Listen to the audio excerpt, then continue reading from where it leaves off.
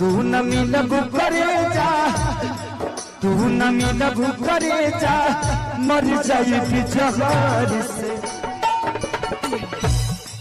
तू न मिलबू तोहरा में ये जान सब जात के हिस्सा बा।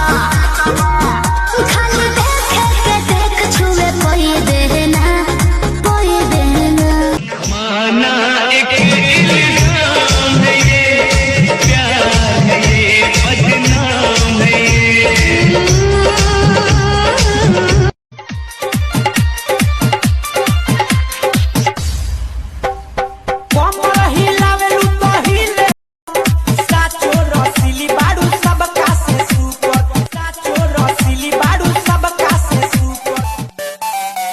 जानू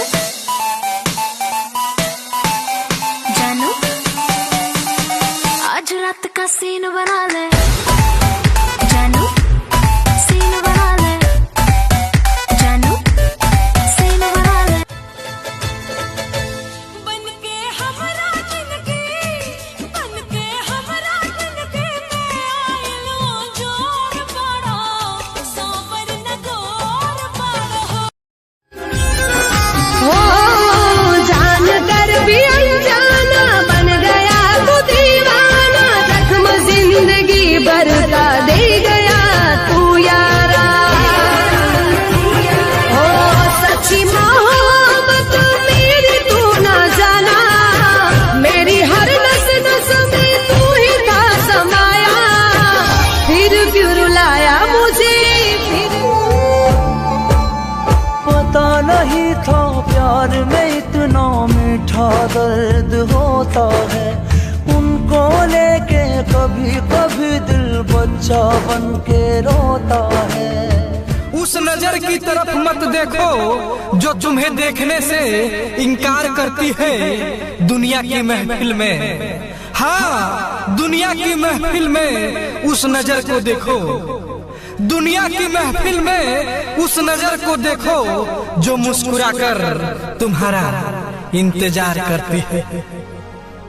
याद तेरी तड़पाए, चैन कहीं ना आए। ऊपर वाला मुझे भेजा तेरे लिए जानोड़ी, अरे इसलिए अब तक कुंवारी है।